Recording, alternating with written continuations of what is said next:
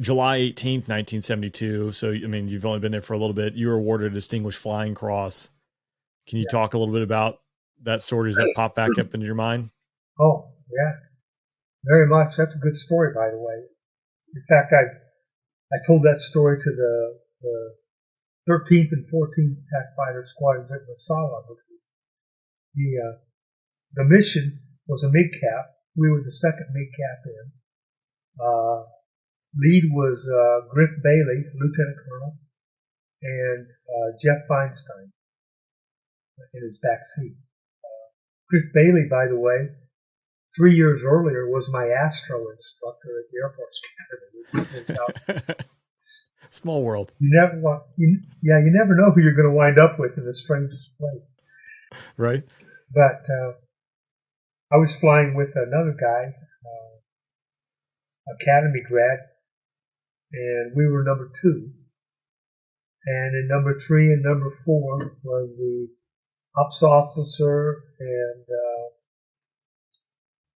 a guy named Gip McGill, who was also an academy. The place was full of academy grads and instructors at the time. It just happened to be that way in that particular mission. It just turned out. But so Steve Ritchie had the other MiG cap, and they were inbound, or they were already in the target area, which is up over Hanoi, and they got tapped by some MiG-19s, and Red Crown asked us to expedite our ingress to try and assist them because they were trying to get out of there. And so we're heading inbound, fluid formation, fairly tactical, close in fast. And Red Crown gave us a heads up. And Red Crown is the Navy radar unit sitting on a boat out in the Gulf Dock. And gave us a heads up. We had a Blue Bandit at 12 o'clock, 7 miles. Closing. And Jeff let him know that we had him on the radar using various equipment that we had.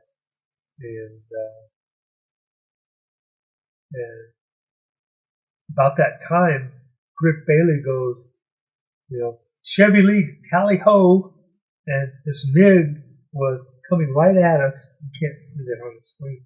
And he does one of these things. He goes right up, turns around, and goes off. And Griff goes, we're engaged. We didn't use the word engaged at the time. That came later on, but it was clear that we're committed. And about that time, 3 goes, whoa, 4, what are you doing? And I look back. I'm in number 2. I look back, and 3 and 4 were doing this thing, and they were gone. and Bailey says, what do you got, 3? He said, 4's got something. I think there's lots of radio, whatever. And Bailey said, exit the combat area. We're engaged. So we were a 2-ship now. We closed in, and the Air Force didn't like to use what they call loose deuce in the Navy at the time, but we liked it as pilots and combat people. So this idea of being a 2-man element, fully free to fight, sounded pretty good. Things out. So we started getting lower and lower. The MiG got lower and lower, and we closed on it. Okay.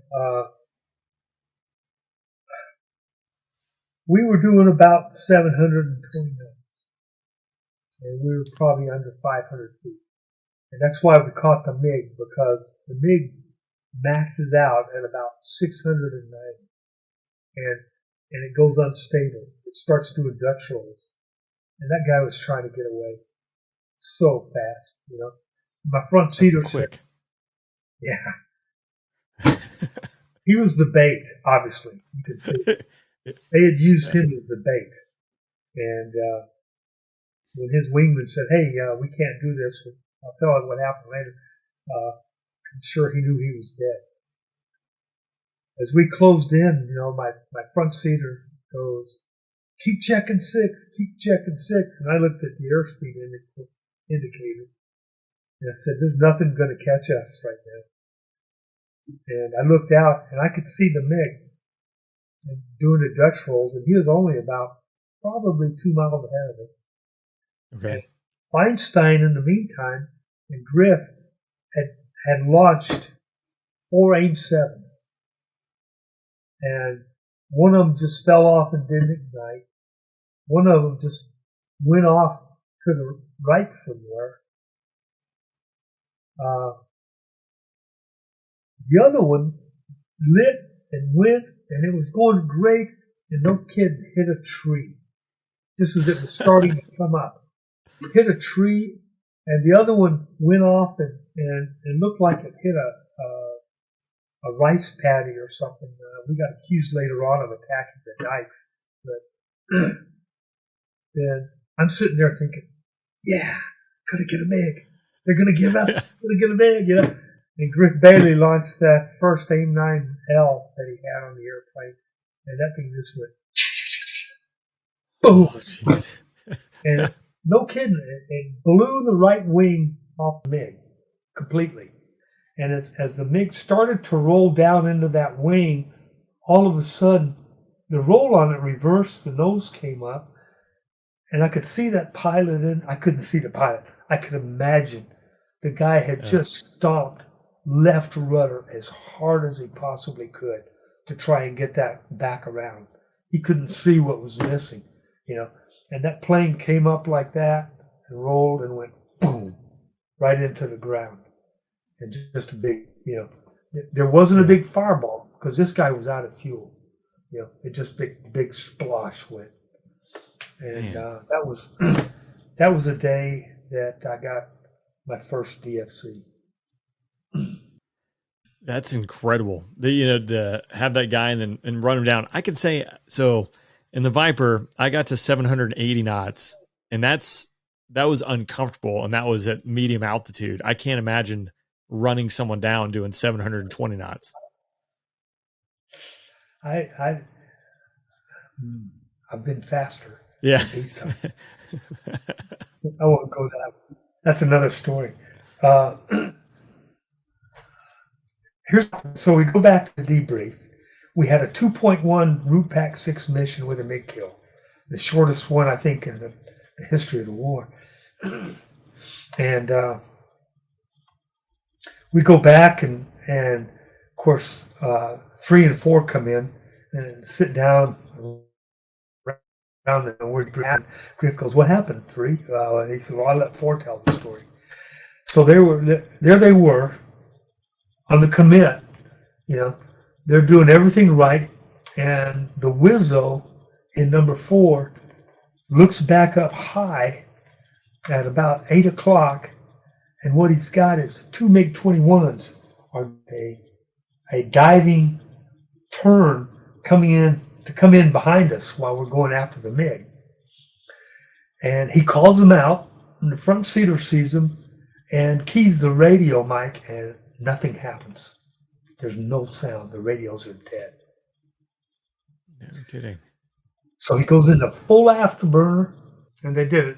You know, it's a slice back across like that, and the other 2 MiGs abandoned the attack. And I'll bet that was a good radio call that they passed on. But what had happened is while they were going into the initial engagement, the checklist had fallen from the leg of the Wizzo, and it hit the radio thing, which is right down by your left leg. And if you hit those little buttons, they would pop up and turn the radio off.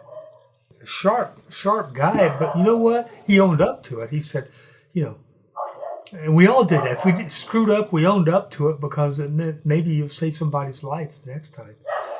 To the North Vietnamese, if they saw an F4 and afterburner turning the nose at you, they knew they were already painted, which may or may not have been true, but they figured that, you know.